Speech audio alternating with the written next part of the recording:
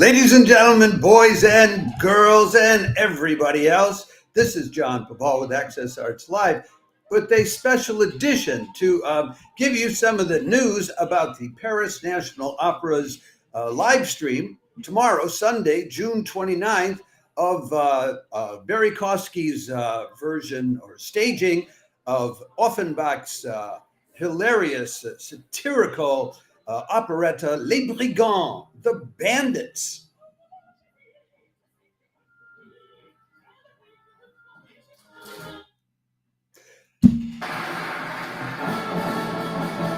Oh, there goes that.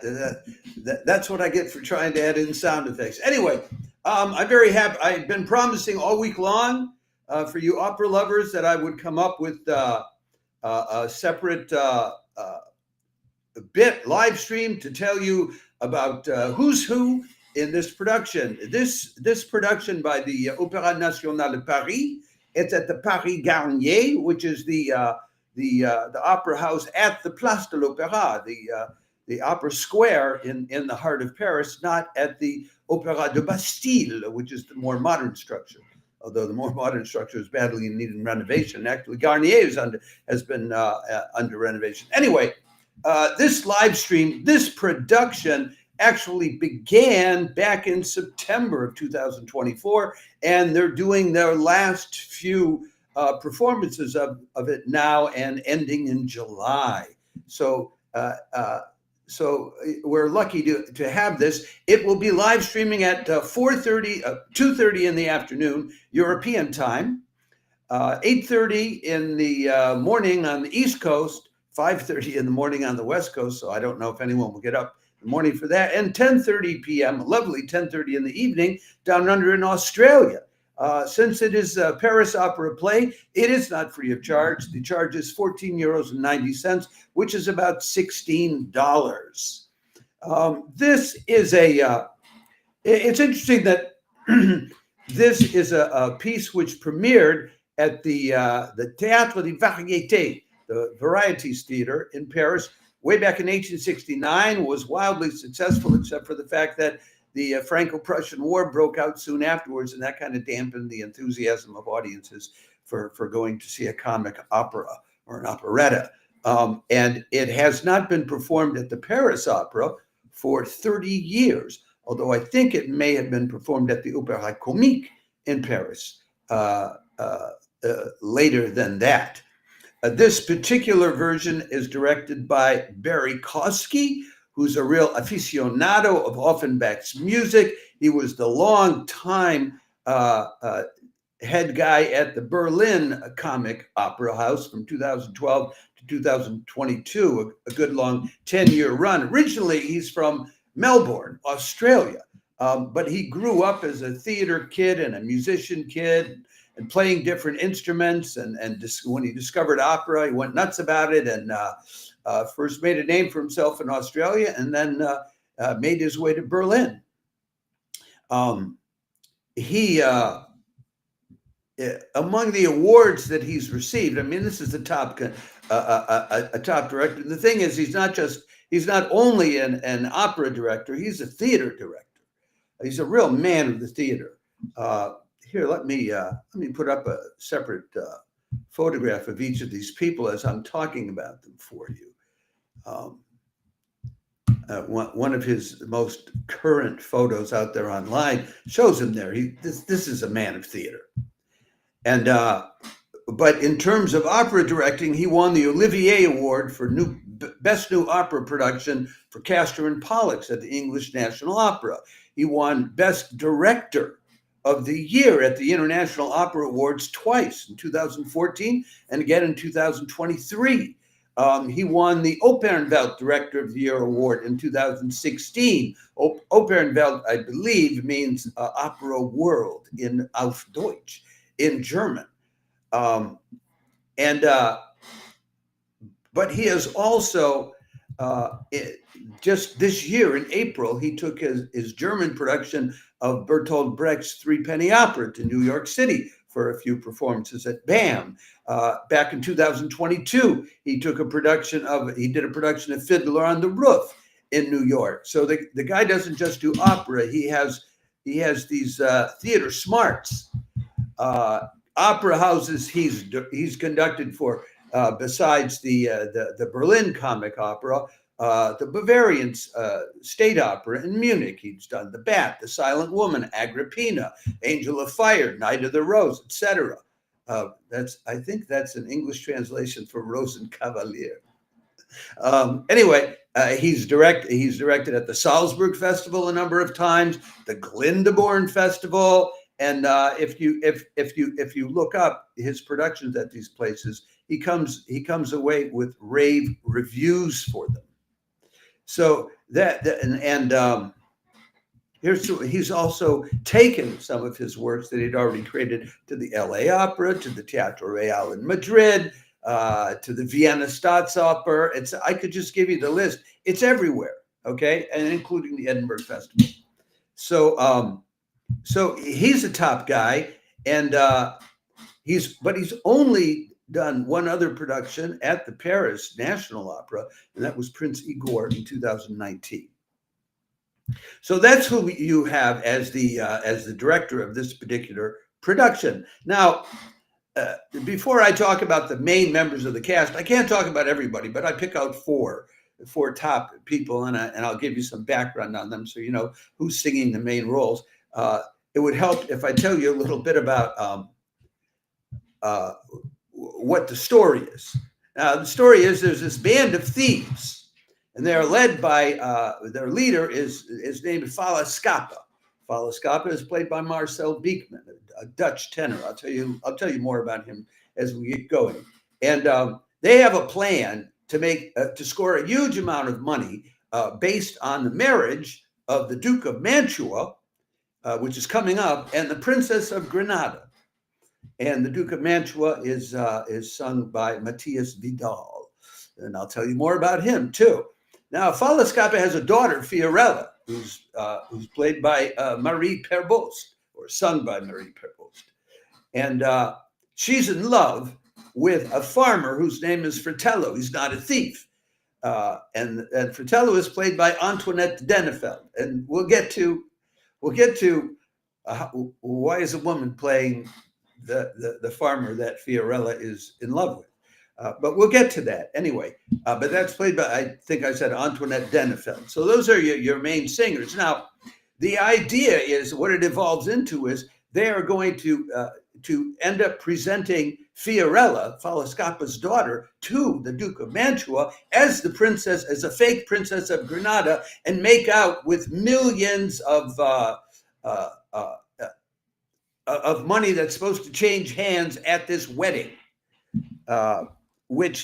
And if I tell you any more, I'm going to ruin the story for you. But I can tell you that there's one point in time where just about everybody ends up at this tavern, and the gendarmes, the police, are down in the basement and they're getting drunk. So they're of no help in stopping the bandits from getting away with what they're trying to pull. And if that seems a little mushy to you, it's one of the more complicated of Offenbach's scenarios.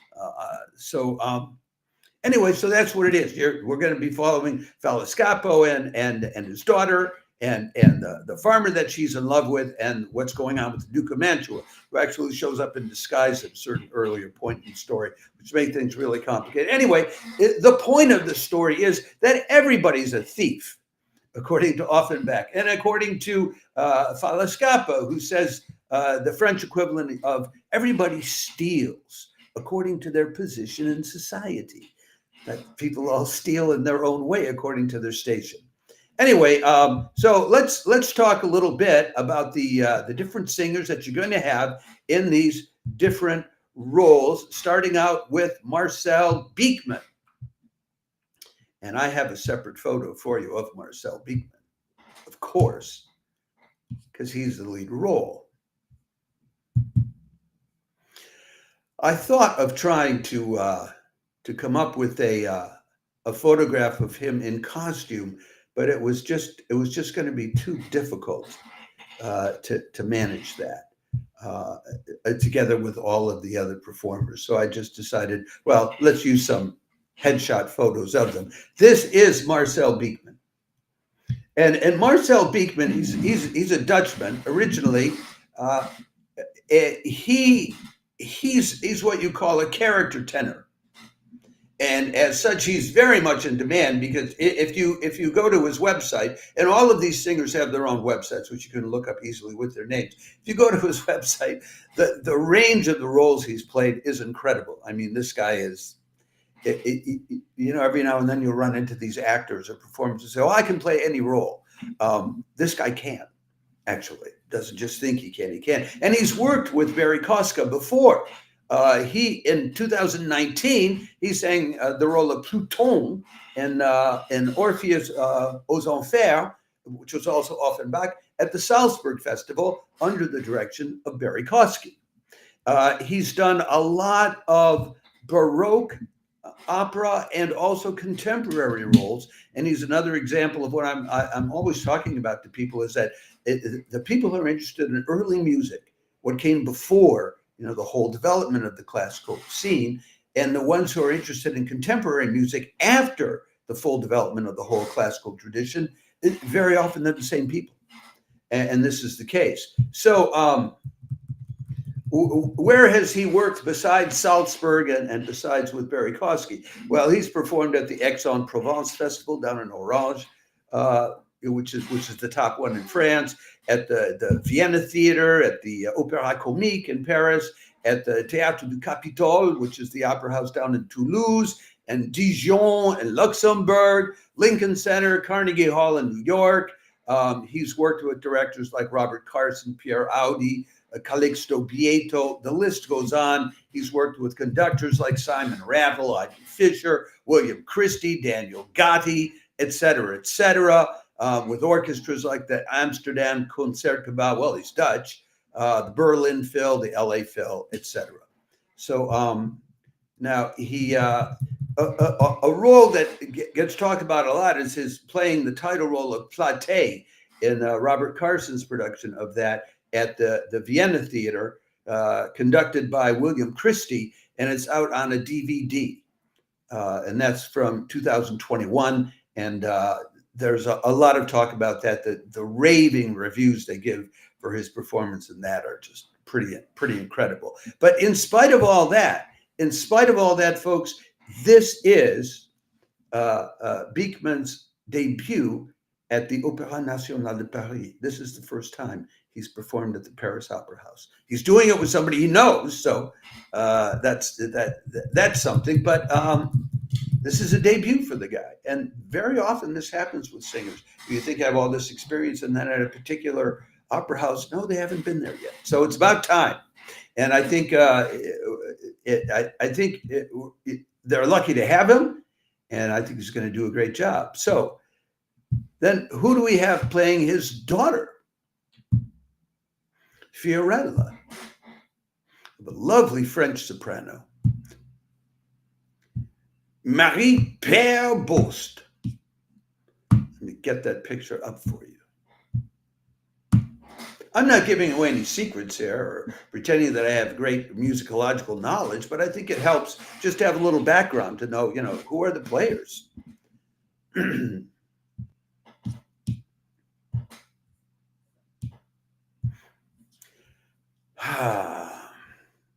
She's very French. She trained at the Maîtrise de Radio France. That's the Radio France school. Then she went to the Conservatoire in Paris. Then she went to the Paris National Opera's Academy, and the Academy of the Festival of Aix-en-Provence. And then finally, she was in the Young Singers Project at the Salzburg Festival, which is a real launch pad for a lot of singers. She was awarded the Révélation Lyrique of Adamy, which is a big French cultural institute. As an actor, I sometimes get money from Adamy for films or television shows which are rebroadcast. So it's that kind of thing. She was the lyric singer Revelation for that, but she, more importantly, in 2020 at the French Victoire de la Musique, the music victories, she received the same award, Révélation Artiste Lyrique, the revelation of the newly discovered lyric artist. Roles that she's played include Blanche de la Force in Dialogues of the Carmelites, Despina in Così fan tutte, Pomnina in The Magic Flute, Marceline in Fidelio. What else is interesting here? Folie in Platée, Musetta in La Bohème, etc., etc. Eurydice in Orpheus aux Enfers, Orpheus in the Underworld, I guess that's translated as. In the French is actually Orpheus in Hell. And she's most of the places where she's known to have sung, these are French regional operas in Tours, in Dijon, in Versailles, at the Opéra Comique in Paris, at the Théâtre du Capitole, the Capitol Theater in Toulouse, and in Lausanne. And she's been a soloist with a number of French orchestras, the orchestra, the National Orchestra of the Île-de-France, the Parisian area, the Paris Chamber Orchestra, Les Musiciens du Louvre, the Louvre musicians. So, and this year she's been doing Mozart's Requiem at Versailles, playing Eurydice in Orpheus in the Underworld in Tours and Toulouse, and done some other work in Bucharest and with Radio France. This is her debut at the Opéra Nationale de France, de Paris. So if I were introducing it in person, I'd say, give a warm welcome to this newcomer to the French stage. But I think there'll be something refreshing about having a young up-and-coming performer in the role of Fiorella. It's entirely appropriate. Now we come next to the role of Fratello, the farmer, the would-be fiancé, who actually does manage to join this gang of thieves in order to be able to get the hand of Fiorella, whom he loves. And that's played by mezzo-soprano Antoinette Dennefeld, playing Fragoletto. Now, before I go any further with this, maybe you're asking me, well, John, is this some kind of a 21st century gender confusion of the roles and all of that? Is that why they're doing this? Well, not exactly. Because here, let me show you a photo of the first performer to play the role of Fratello. I have the photo here. It's Zulma Bufar. And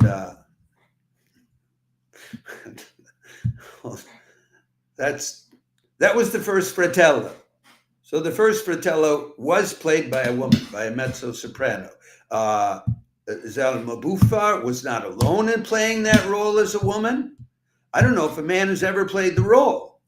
I can show you another, and then about 30 years after Zulma Bufar played it, here is another well-known French singer who played it in 1906, Elma Meissner. So the role of the farmer, the fiancé, is typically played by a woman. And in this case, is played by Antoinette Dennefeld. If you want to understand exactly why it's done that way, you gotta see it and see what's done with the role and see how it's performed. But anyway, let me tell you a little bit about it. She was born in France. She's French too, born in Strasbourg on the German border, studied in Lausanne. She has already appeared with the National Opera of Paris, the Opéra Comique, the Lyon Opera, Marseille, Dijon, the Théâtre des Champs-Élysées, the Champs-Élysées Opera, Lausanne, Tenerife. But you don't see in her listing things like La Scala or Teatro Real in Madrid. So it's more of a French-centered career. Her repertoire includes the roles of Dorabella in Così fan tutte, Donna Elvira in Don Giovanni, Rosina in The Barber of Seville, the Prince Charming in Cinderella, Cendrillon. She's recently performed the role of Meg in Falstaff at the Aix-en-Provence Festival and in Lyon, and she's played Carmen in Strasbourg and Mulhouse. At the Paris Opera itself, she was in La Traviata in 2016. She was Lola in Cavalleria Rusticana, also in 2016. She played Mercedes in Carmen at the Paris Opera in 2017, and she played Isabelle in Yvonne, Princess of Burgundy, at the Paris Opera in 2020. Prince Charming again at the in Cinderella Cendrillon, 2022, and Juliette in the Les Contes d'Hoffmann, the stories of Hoffmann, in 2023.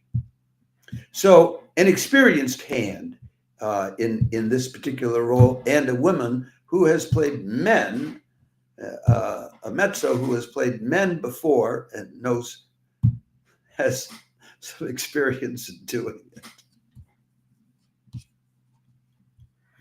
And there's one more I want to tell you about. I want to tell you about the guy who plays the Duke of Mantua, because it seems to me that that's an important role. And this is Mathias Vidal, who plays the role of the Duke of Mantua. And again, he's very much a French-centered singer. He studied in Nice, and then he went to the Conservatory, the Conservatoire National Supérieur de Musique, the Paris National Conservatory.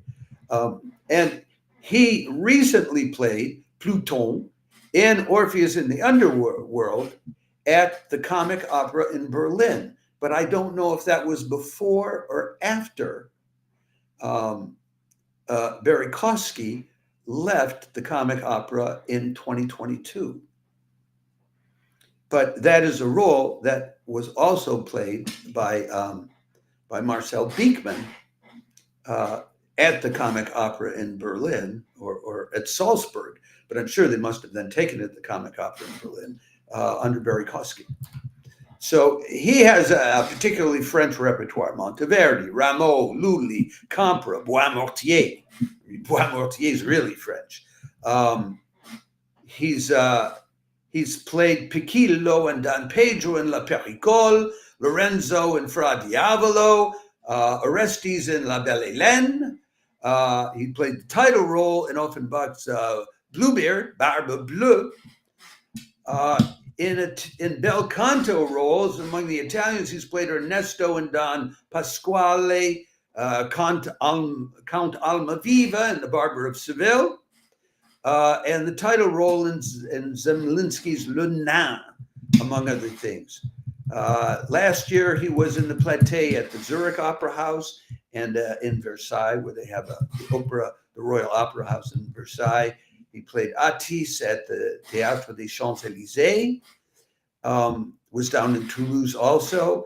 This year, he's been playing Tamino in The Magic Flute at Versailles, the title role in Perseus, or Persée, at the Champs-Élysées, Valer at the Teatro Real in Madrid, and then Aristide and Pluton again at the Capitole Theater in Toulouse. So he's been at the Opéra National de Paris before, playing Monostatos in The Magic Flute in 2019, playing Thespis in Platée in 2022, and playing Takmas and Valère in Les Indes Galantes.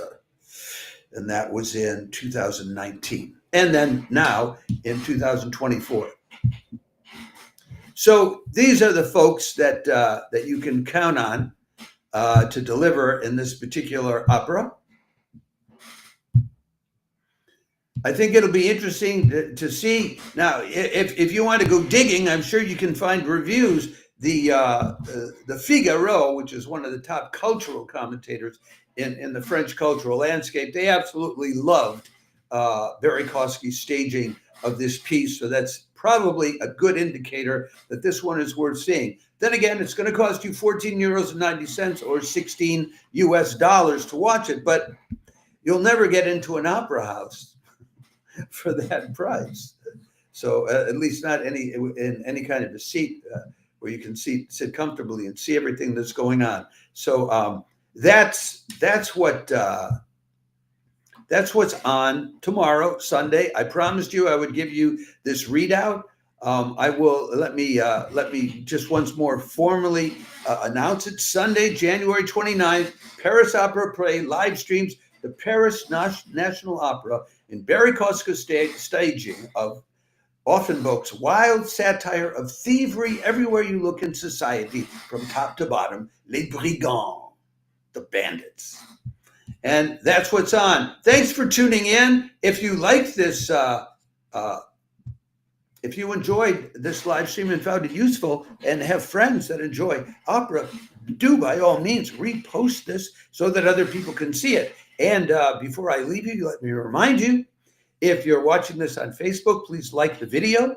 If you're watching this on YouTube or our other platforms while we're on live, which would be YouTube, X, and Instagram, and LinkedIn, it would be great if you could like this video while I'm still talking, because that enhances the algorithm. But in any event, I want to encourage you to follow and or subscribe to Access Arts Live wherever you find us, which would be on Facebook, YouTube, X, TikTok, Instagram, Threads, and LinkedIn. With that, I will say ciao for now. I will be back on Monday evening at 6 in the evening, or no, it'll probably be 7 in the evening European time, 1 o'clock on the East Coast, 10 o'clock in the morning on the West Coast, with the weekly roundup of big stage productions. And I hope that this or any of the other, the many, we have 6 or 7 live streams going on today and tomorrow, inspire you, uplift you, or just show you a heck of a good time. Ciao for now.